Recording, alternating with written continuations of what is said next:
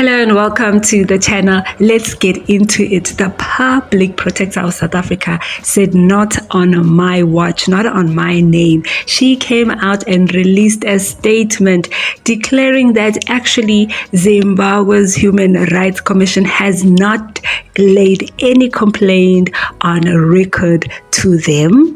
And in fact, she went on to say that the last time that they spoke was in 2024 and it had nothing to do with the current issue that is happening in South Africa. They were asking for tips basically, but she did not spare any detail. We'll take a look at this statement, and of course we see Rutendo coming in to comment on this issue and how the human rights went on and made claims that they helped South Africa in supporting apartheid. You know, the usual blackmail line, but it is on record where their leaders, especially Mugabe, made it clear that they will not assist South Africans. We'll take a look at those sentiments as well. But what still continues is Operation Dudula, March on March, and now there's also another march that is specifically targeted at Cyril Ramaphosa. Let's take a look at this. Give this video a thumbs up as we do that. What about your relations with South Africa? Are you going to provide shelter to armed guerrillas who want to fight against the South African government's policies? Our view is that South Africa should avoid interfering in our affairs, and we should avoid interfering in South African affairs. But it is not our duty to take up arms against South Africa. It's the right and obligation of the people of South Africa to correct their own grievances their own way. We can only assist by giving them political and diplomatic support. The struggle in South Africa is a national struggle for South Africans, and not one we should regard as Zimbabweans as our own concern. You will not support an armed struggle in South Africa? No, we will not. Different times, I want to go as far as to say that possibly also during the struggle for South Africa's independence, a lot of African countries, including Zimbabwe, hosted South Africans who were there, not of their own making. And so, that humanity, that Ubuntu, that we Africans have, I think. So yes, it is partially true that our assistance to the South Africans was that we harbored them in our countries to protect and defend them from the Boers who they were afraid to fight. But the more important truth that is not being said there is we actually fought wars and defeated the Boers to give South Africa liberation. We had to spill blood because when South African exiles went into Zimbabwe, Mozambique, Angola, Botswana, Lesotho, the Boers told our governments not to look after the ANC MK. And they said that if we looked after them, they would attack us. But if we didn't look after them, they would do business with us. We refused and we created SADC, and SADC was created to destroy apartheid. We also had to fight a war in our own country in a place called Matabeleland against Nguni-speaking people of Matabeleland who had partnered with the Boers. The same way that you know that Inkatha partnered with the Boers to try and stop independence in South Africa.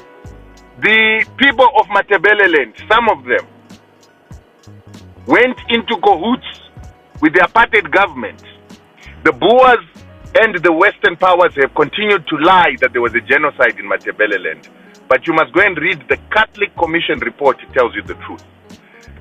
That's why you had the arms deal in South Africa to replace all the military equipment of the Boers that had been destroyed by African countries to give you your independence. Jacob Zuma did not fight nothing. MK did not fight nothing. Chris Hani did not fight nothing except a few battles for your freedom. Your freedom was fought for by SADC countries. The reason ANC won't tell you this, the reason MK veterans lie about the fact that they were mistreated in neighboring countries is because they didn't fight for their liberation. Their liberation was achieved by other men and women of these countries that they teach you to hate. The hatred you have comes from the ANC and MK not wanting to tell you the truth because they are embarrassed to admit that your liberation came with the liberation fighters of other countries fighting for your liberation. While our fathers and mothers were fighting, Bo Jacob Zuma were sitting in comfortable places. Okay?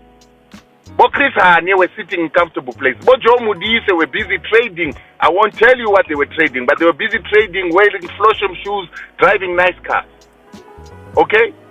Even Cyril Ramaphosa's wife was practicing medicine. Bo Lindi Wezulu were in Harare.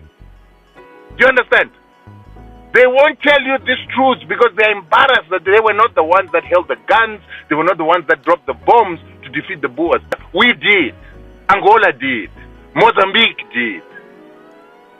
So, that is the truth of the matter. So, South Africans, you might not want to admit these things. But let me tell you something. War is not over yet. Africa is still fighting. Imperialism wants to come back. They have an idea of Gaza-fying, Palestinifying South Africa. The Boers want to take Western Cape. They are armed. They are prepared to fight. Are you? Without SADC, without Africa, will you be able to stop yourself becoming a Gaza or becoming a Palestine? That's the question you must ask for yourself. And then this being led by women. Women who will never go to war. Women who are not going to fight a war. Women who will be raped in a war situation.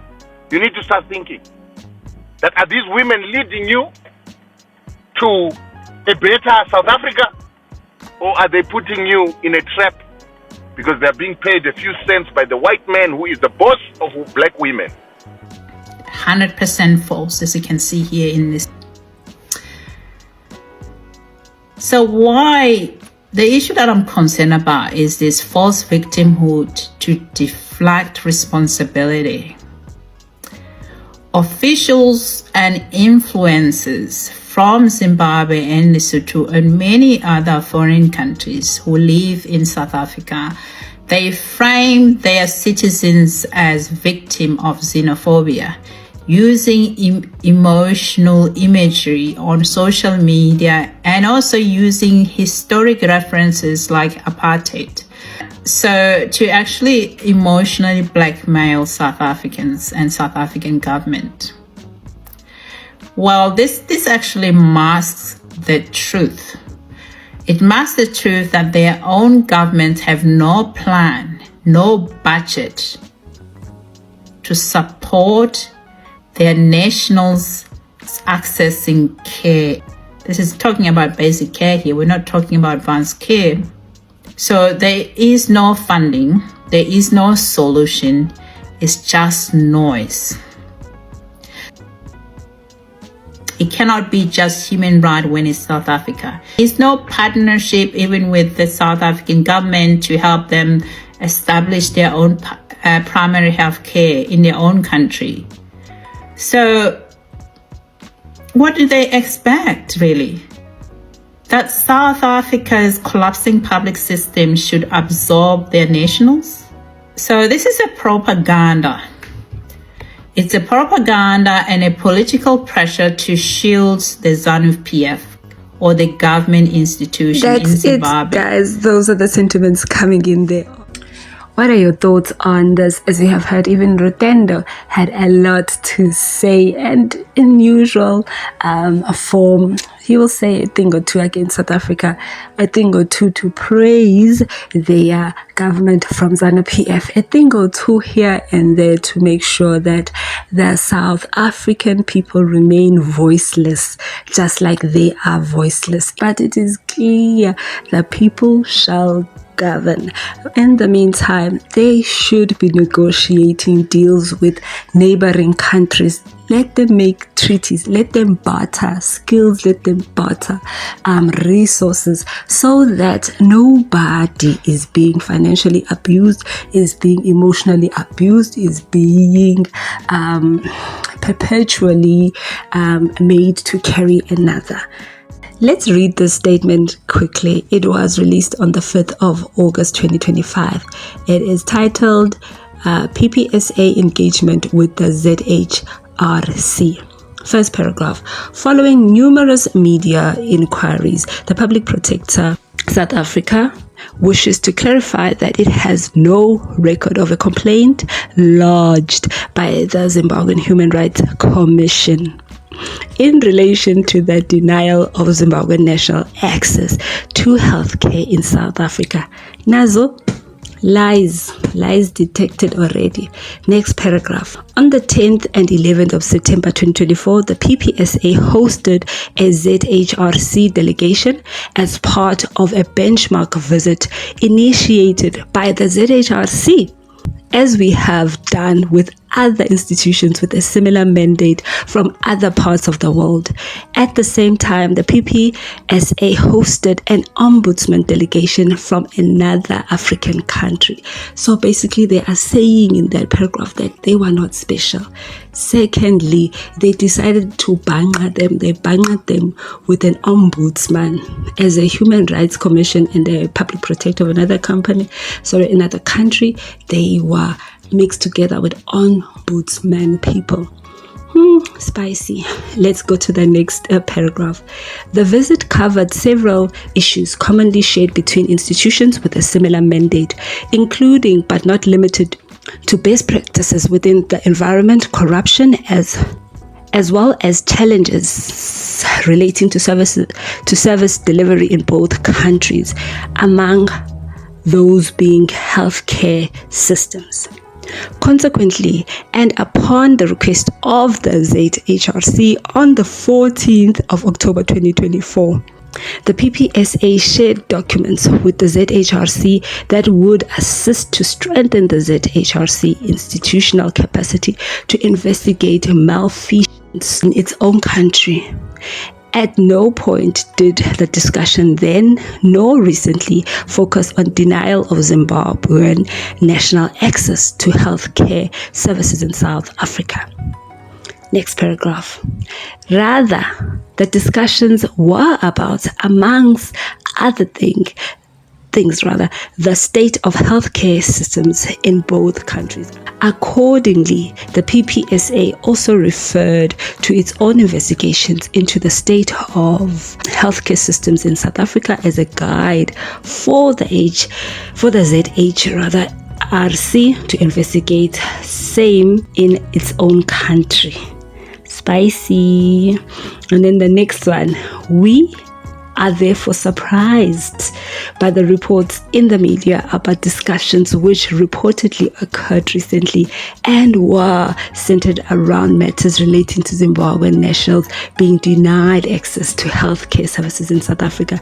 Neither do we have a record of a complaint of that kind. Last paragraph.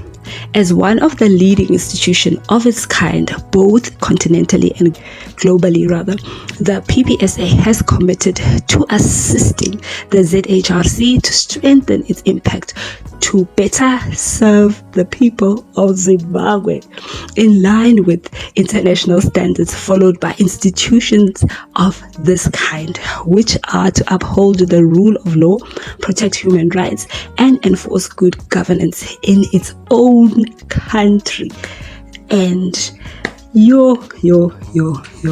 my goodness, they were definitely disappointed. In fact, they were fuming when they wrote this statement. What are your thoughts? There is so much shade in it. Thank you so much for joining us on this one, and I'll see you on the next video. Bye.